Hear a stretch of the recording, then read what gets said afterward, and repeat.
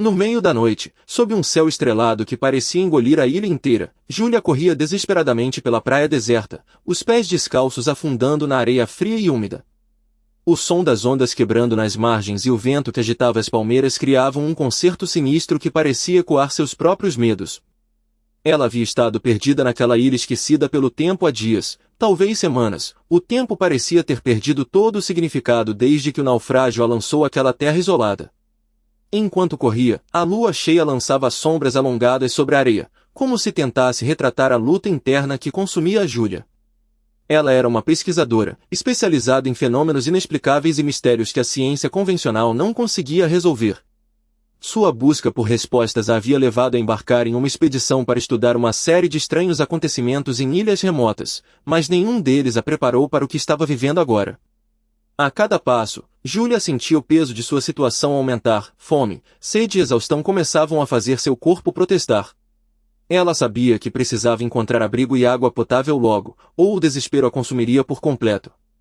Mas era algo mais que a impulsionava, uma sensação de que ela estava perto de descobrir algo que deveria permanecer oculto. E foi então que, ao contornar uma duna de areia, Júlia avistou uma estrutura sombria à distância, erguendo-se como um enigma do coração da ilha. O que era aquilo? Uma construção antiga? Um farol abandonado? A promessa de respostas, ou de mais perguntas, brilhava como um farol em sua mente, guiando-a inexoravelmente em direção ao desconhecida ilha de São Cristóvão, um lugar onde o tempo parecia ter se esquecido de existir. Júlia vivia em uma pequena vila de pescadores, cercada por palmeiras que pareciam dançar ao vento e um mar que parecia engolir o horizonte. Ela acordava todos os dias ao som das ondas quebrando nas margens e adormecia ouvindo o silêncio profundo da noite. A vila era um lugar simples, feito de casas de madeira e telhados de palha, mas para Júlia era o mundo inteiro. Ela amava o cheiro de sal e peixe fresco que pairava no ar, o gosto de cocô e frutas que comia todos os dias. A ilha era um paraíso, um lugar onde o tempo não existia e a vida era simples. Júlia passava seus dias explorando a ilha, subindo em árvores e correndo pela praia. Ela amava sentir a areia quente sob seus pés e o vento nos cabelos. A ilha era seu playground, seu refúgio. Ela construía coisas com os materiais que encontrava na praia, criando um mundo próprio. Em uma das suas expedições, Júlia encontrou um objeto que se tornou seu tesouro mais preciado, uma bússola antiga, com uma agulha que parecia dançar ao redor de um círculo de números. Ela a guardou em um pequeno saco de pano e a levava consigo em todas as suas aventuras. A bússola se tornou um símbolo de sua liberdade, de sua capacidade de explorar e descobrir. Júlia também tinha um hábito estranho. Sempre que encontrava algo que lhe dava prazer, ela dizia em voz alta, "Isso é para sempre." Ela dizia isso quando encontrava uma flor particularmente bonita, quando via um pôr do sol incrível ou quando sentia o vento nos cabelos. Era uma frase que a fazia sentir que o momento era eterno. Um dia, Júlia conheceu um velho pescador que vivia na vila. Ele era um homem sábio e gentil, que lhe contou histórias sobre a ilha e seus segredos. Ele disse a ela, "A ilha é um lugar de equilíbrio, onde a terra e o mar se encontram. Mas é preciso respeitar o poder do mar." Júlia não entendeu bem o que ele quis dizer, mas a frase ficou gravada em sua mente. Anos se passaram e Júlia cresceu. Ela continuou a explorar a ilha, a construir coisas e a viver sua vida. A ilha era seu mundo, e ela acreditava que era um lugar permanente, imutável. Mas um dia, tudo mudou. Um tsunami atingiu a ilha, trazendo consigo uma onda gigante que destruiu tudo. A vila foi engolida pelo mar, as casas foram derrubadas e as palmeiras foram arrancadas da terra. Júlia perdeu tudo. Sua bússola foi perdida no mar, sua vila foi destruída e seu mundo foi desfeito. Ela ficou sozinha, em pé na praia, olhando para o mar que agora parecia um monstro devorador. Ela sentiu o vento frio e a areia úmida sob seus pés, e soube que nada era para sempre. A frase que ela sempre dizia, "Isso é para sempre", agora parecia uma mentira cruel. Tudo era passageiro, tudo era efêmero. E Júlia ficou ali, olhando para o vazio, sentindo o peso da destruição e a dor da perda. Júlia sentou-se na areia, abraçando os joelhos e olhando para o mar como se buscasse respostas nas ondas que se estendiam até o horizonte. O sol estava se pondo, lançando um brilho alaranjado sobre a ilha, mas ela não parecia notar. Seu mundo havia se desmoronado em torno dela, e agora ela se encontrava sozinha, sem saber como seguir em frente. Ela pensou em tudo o que havia perdido, a família, os amigos, a vida que havia deixado para trás. A ilha, que inicialmente parecia um refúgio, agora parecia uma prisão. Júlia sentiu uma lágrima escorrer pelo rosto e a deixou fluir, sem tentar secá-la. Não havia mais nada a esconder. O silêncio era quase palpável, quebrado apenas pelo som das ondas e do vento que agitava as palmeiras. Júlia se sentiu pequena e insignificante diante da vastidão do mar e da solidão que a cercava. Ela se perguntou se alguém algum dia a encontraria ali, ou se permaneceria esquecida para sempre. De repente, ouviu um barulho atrás dela. Júlia se virou e viu um homem se aproximando, com uma rede de pesca nas mãos.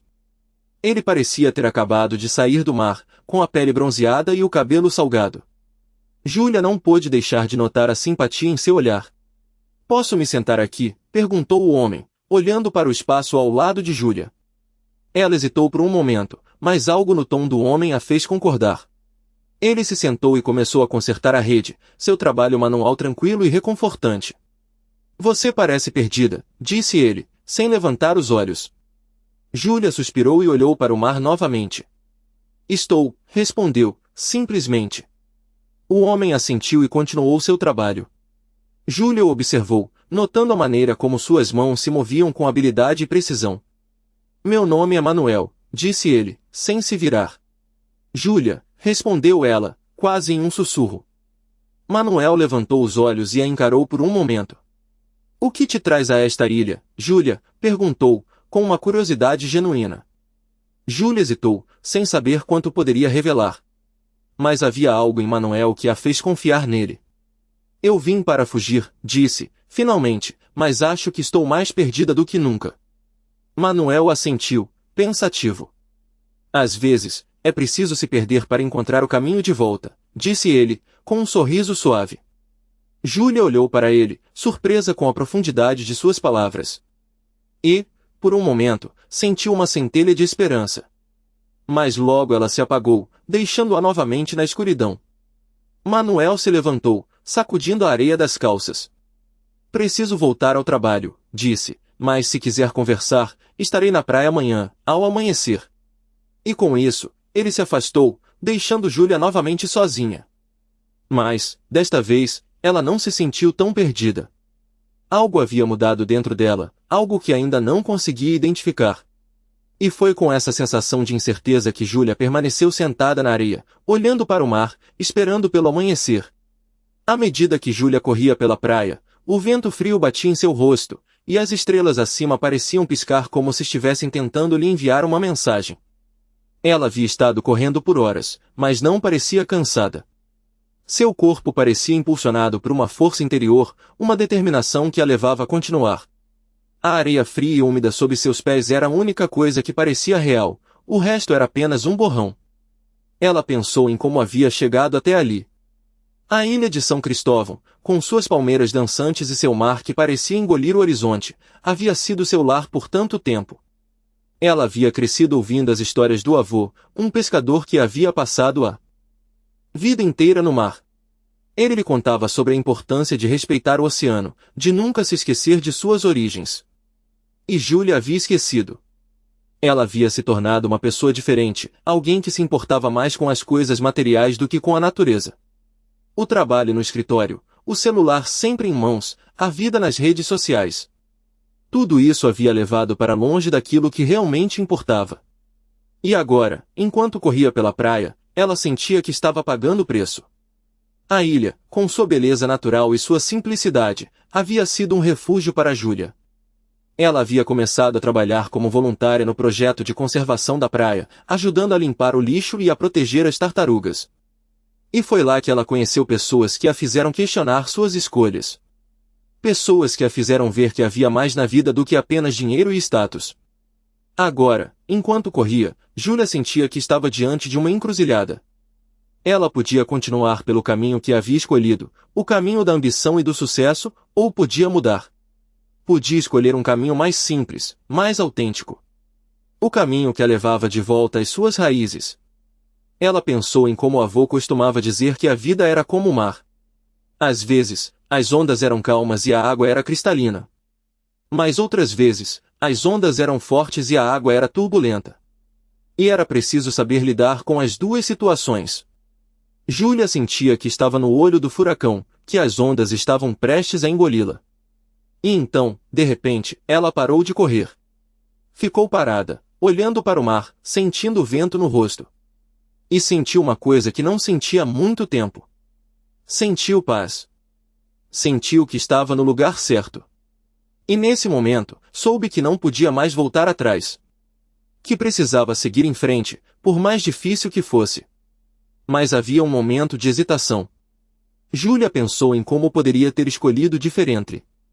Poderia ter continuado no escritório, fazendo seu trabalho, ganhando seu dinheiro. Poderia ter esquecido a ilha e suas lições. Mas algo dentro dela havia mudado. Algo que a fez querer mais. Querer uma vida mais autêntica, mais significativa. E foi nesse momento de hesitação que Júlia sentiu o peso de suas escolhas. Sentiu que estava carregando um fardo que a impedia de avançar. E soube que precisava soltá-lo. Precisava deixar ir o que não a servia mais. E seguir em frente, para um lugar desconhecido, mas cheio de possibilidades. E agora, enquanto o sol nasce sobre a ilha de São Cristóvão, lançando um brilho suave sobre a praia deserta, Júlia senta-se novamente na areia, mas desta vez com os pés descalços apontando para o horizonte. O vento matinal agita as palmeiras, e o som das ondas quebrando nas margens cria uma melodia suave que parece acalmar sua alma. Ela olha para o mar, e desta vez, não há o desespero ou a busca por respostas que a motivam, mas uma sensação de paz, de compreensão. A noite anterior, correndo pela praia, parecia um momento de crise, de colapso, mas agora, com o dia raiando, ela percebe que aquela corrida foi um despertar, um grito silencioso de sua alma pedindo por libertação. A ilha, que parecia ter se esquecido de existir, agora parece estar renascendo junto com Júlia. O tempo, que parecia parado, agora flui suavemente, trazendo consigo a promessa de um novo começo.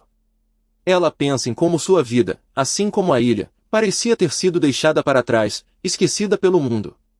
Mas, enquanto reflete sobre sua jornada, Júlia percebe que a verdadeira prisão não era a ilha, mas suas próprias escolhas, seus próprios medos. A corrida pela praia, sob o céu estrelado, foi o momento em que ela começou a se libertar dessas correntes invisíveis. Agora, com o sol nascendo, Júlia levanta-se, e em vez de correr, ela começa a caminhar tranquilamente pela praia, sentindo a areia sob seus pés e o vento em seu rosto. Ela sabe que ainda há desafios à frente, que a vida é feita de altos e baixos, mas também sabe que não está mais sozinha. Ela olha para o horizonte, e o mar, que antes parecia uma barreira, agora parece uma ponte, uma conexão com o mundo lá fora. E, enquanto respira o ar fresco da manhã, Júlia entende que, não importa onde estejamos ou o que tenhamos vivido, sempre há um momento para começar de novo, para encontrar nosso próprio caminho de volta para a luz.